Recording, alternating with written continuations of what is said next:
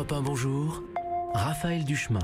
Y a-t-il vraiment des actes sexistes dans le suivi gynécologique et obstétrical ? C'est pour le savoir que le Haut Conseil à l'égalité entre les femmes et les hommes a entendu pendant 9 mois des patients, mais aussi des professionnels de santé. Leurs constats, leurs recommandations seront remis ce matin à Marlène Schiappa. Bonjour Margot Collet. Bonjour. Vous avez co-rédigé ce rapport. Alors avant de voir avec vous évidemment ce que vous préconisez, dites-nous clairement si pendant ces 9 mois vous avez constaté, relevé qu'il y avait des actes sexistes en nombre, et si oui, lesquels ?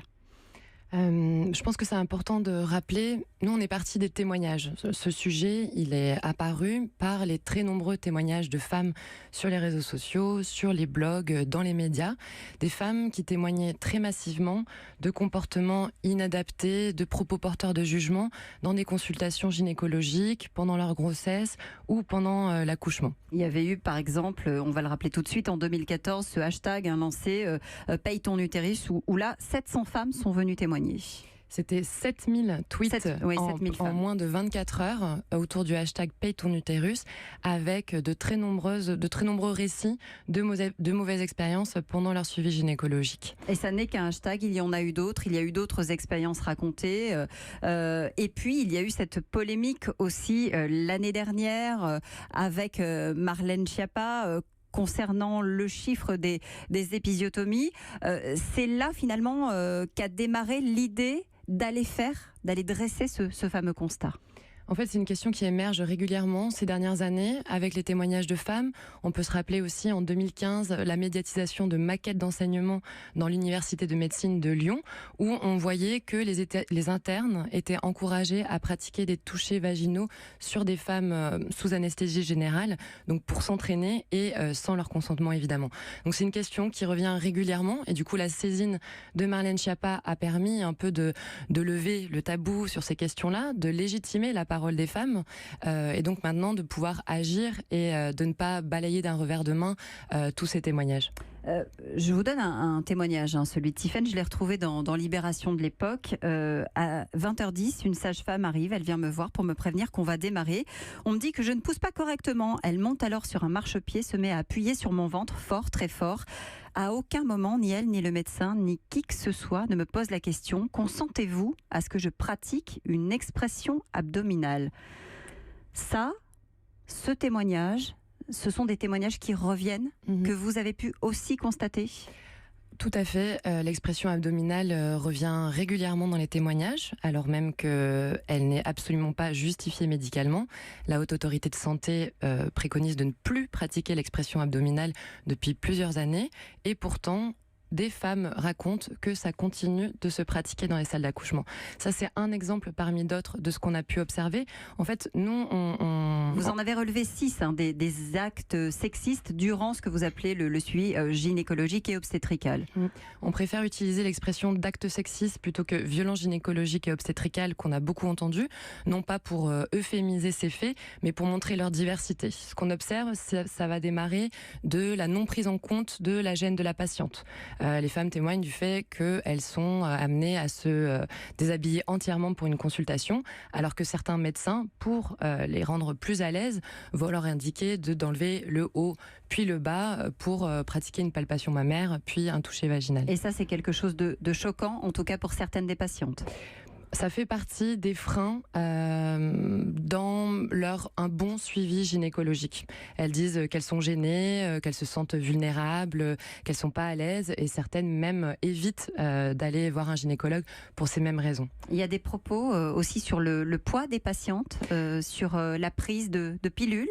Exactement, on relève toute une série de propos porteurs de jugement, donc ça va être sur le poids, sur l'orientation sexuelle. Ah bon, vous êtes lesbienne, donc vous n'avez pas vraiment de sexualité, vous êtes lesbienne, donc vous n'avez pas besoin de voir un gynécologue. Ou pour des femmes qui vont se sentir jugées sur leur pratique sexuelle, sur leur vie sexuelle.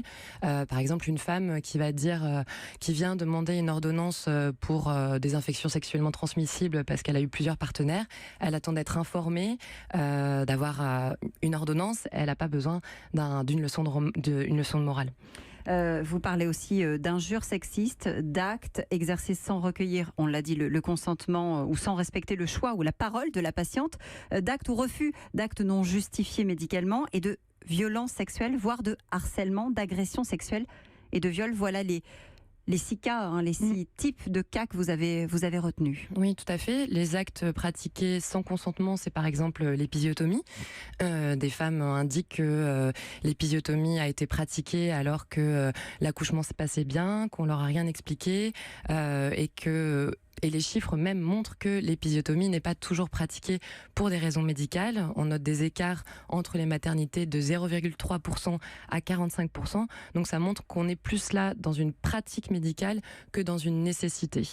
L'INSERM a refait son enquête périnatale après la polémique avec Marlène Schiappa justement et les gynécologues obstétriciens. On est environ aujourd'hui, en 2016 en tout cas, à 20% d'épisiotomie. Mais on note aussi, par exemple, dans le même temps qu'en Suède, il y a seulement 6% qui sont pratiqués. Oui, ce qu'on en retire de cette étude, de cette enquête périnatalité, c'est que l'épisiotomie reste trop fréquente, même si elle est largement en baisse. Aujourd'hui, c'est 1 accouchement sur 5. C'était 1 accouchement sur 2 il y a 10 ans, donc il y a vraiment une évolution positive. Mais c'est toujours 2 fois plus que ce que recommande l'Organisation mondiale de la santé. En plus d'être trop fréquente, elle est très variable selon les maternités, donc ça montre qu'il y a d'autres facteurs que la nécessité médicale. Et enfin, au-delà de la pratique de l'acte, c'est dans quelles conditions elle est réalisée. 1 femme sur 2 déplore le manque, voire l'absence totale d'explications sur la nécessité de l'épisiotomie. Qu'est-ce qu'on doit faire pour que ça change justement aujourd'hui ? Est-ce qu'il faut, comme vous le dites, reconnaître l'ampleur et l'existence de ces actes ? Ça reste encore un sujet tabou ? Oui, parmi nos préconisations, il y a avant tout reconnaître les faits, reconnaître la parole des femmes et l'objectiver par des enquêtes. On manque de chiffres encore aujourd'hui, même si les témoignages... Pour quelle raison ? Parce que souvent on manque de chiffres sur la question des violences sexistes et sexuelles de manière générale, que cette question est relativement récente. C'est le premier rapport institutionnel sur le sujet. On refuse de les voir, on refuse de les admettre ? Je pense que déjà, les femmes elles-mêmes n'en avaient pas beaucoup témoigné. Les témoignages qu'il y a eu l'été dernier, un peu dans la lignée de toutes les prises de parole sur les réseaux sociaux, ont permis de mettre en commun ces expériences et donc de se rendre compte que ça ne leur arrivait pas qu'à elles. Et puis maintenant, voilà, il faut des actions de santé publique pour mesurer, pour objectiver et pour faire changer les choses. Des actions de prévention aussi. C'est là-dessus que vous insistez également dans le rapport que vous remettrez tout à l'heure à Marlène Schiappa. Quand vous parlez de prévention, vous voyez les choses comment ? Nous, on identifie la formation des professionnels de santé, tout professionnel de santé, parce que ce qu'on observe, c'est que c'est aussi bien des médecins, des sages-femmes, des gynécologues qui sont désignés par les femmes, des médecins qui n'ont pas forcément l'intention ni conscience d'être maltraitants. C'est pas une généralité, c'est pas tous les professionnels de santé qui sont concernés, mais en tout cas, ça renvoie à leur formation sur la bientraitance, sur le respect du consentement des patients, et puis sur la question des violences sexistes et sexuelles. Donc nous, on identifie ces 3 points-là comme des éléments clés pour former les professionnels de santé de demain à respecter la parole des femmes et à savoir ne pas reproduire ce type de pratique. Il va falloir aussi améliorer les procédures de signalement. C'est un point important. Ça commence par peut-être l'éducation des jeunes femmes et des jeunes hommes aussi.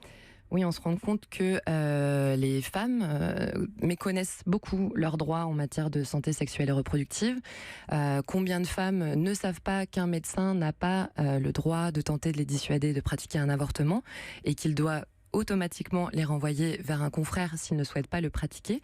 C'est un délit, l'entrave à l'avortement. Et puis, les jeunes femmes restent très peu informées sur ce qu'est la première consultation gynécologique. Donc, on peut produire des outils pour les informer de leurs droits et leur faire connaître les recours possibles si elles sont confrontées à ce type de pratiques sexistes. C'est un rapport qui va faire date, en tout cas, puisque c'est le premier. Merci beaucoup, Margot Collet, d'être venue nous en parler ce matin sur Europe 1, 6h27.